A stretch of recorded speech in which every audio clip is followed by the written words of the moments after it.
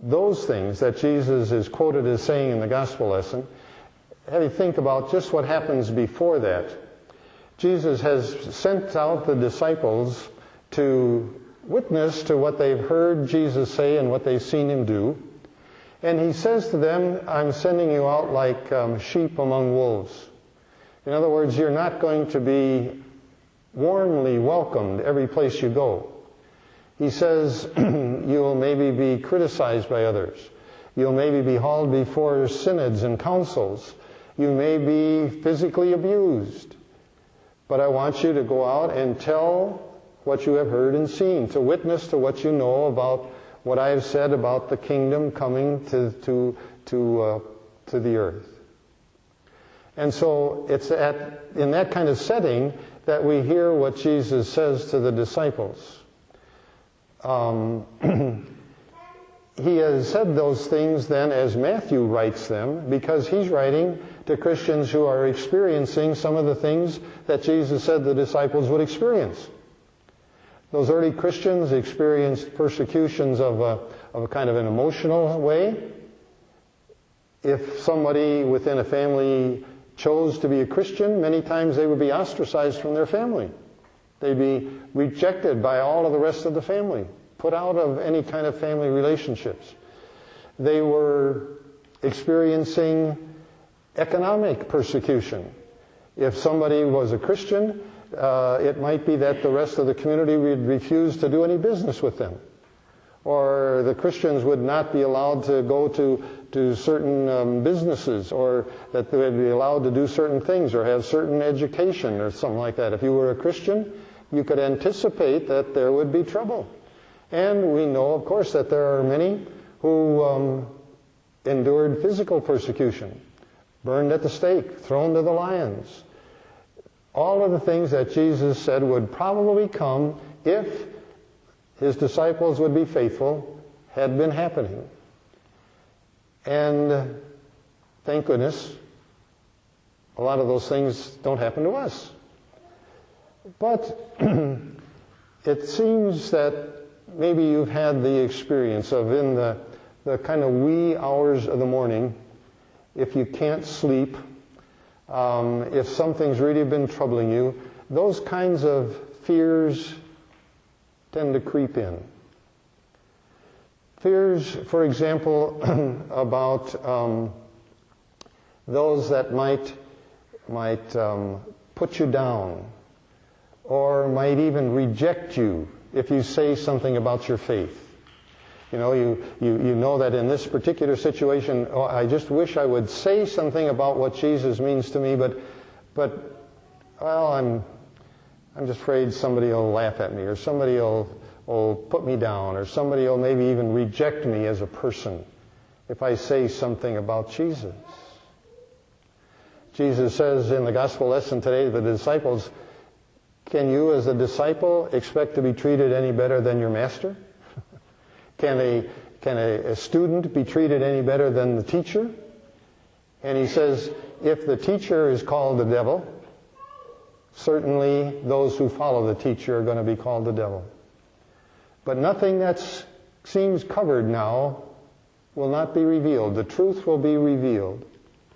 And Jesus says, if you have that kind of fear about saying something, about witnessing about what I've said and done, if you do that, I'll stand up before you in front of my Father in heaven. If you don't do it, I can't defend you before my Father in heaven. Don't be afraid. Don't be afraid. Then there might be some of those fears that have to do with our own physical well-being. Now, we don't have probably anybody who's after us to burn us at the stake or throw us to the lions. But we do have those that can take advantage of us.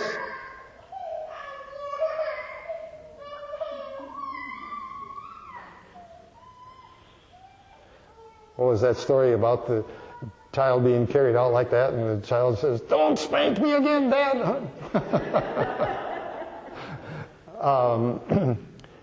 Those who would tend to take advantage of us or abuse us or even kind of traumatize us physically. Well, maybe you've been asked to go out and knock on somebody's door and ask them if they go to church anyplace, or invite them to our church. How about those fears that come up when you're asked to do that?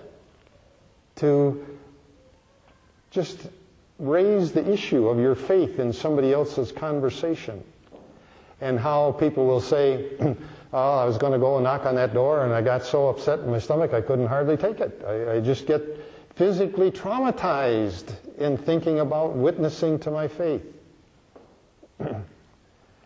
Jesus says there are lots of things that are worse than that kind of death, so to speak. I was scared to death to do that. Lots of things that are worse than that kind of death, even than our physical death. And that's being separated from God, body and soul in hell. And if you want to be afraid, Jesus says, then take seriously what Luther said. We are to fear, love, and trust God above anything else. Fear in the sense, of respect for that kind of authority. Don't be afraid. Then Jesus refers to those that might kind of degrade you as a person, malign you for witnessing to your faith. Say, well, so what's the big deal with your faith?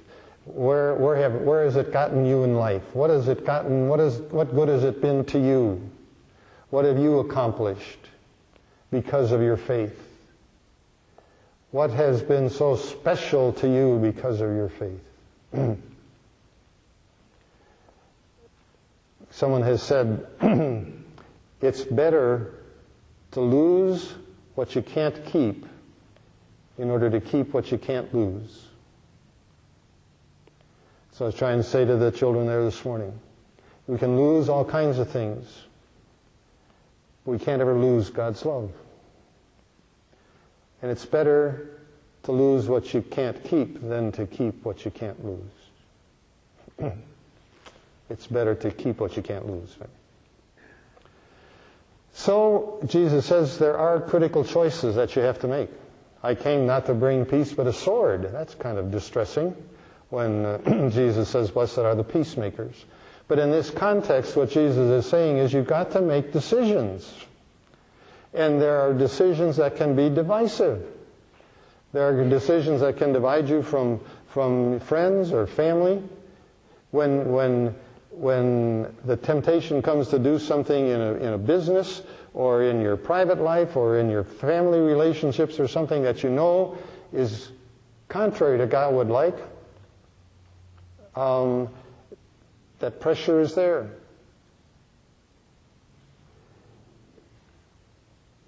And so the decision will be possibly one of division. It'll separate you from somebody if you make the right decision, from a friend or a colleague or possibly a relative. I came not to bring peace but a sword. Decisions that you make to witness for me are going to be divisive. Along with that sword and the peace thing is the one about if you don't love me, Jesus says, more than father or mother or son or daughter, you're not worthy of me.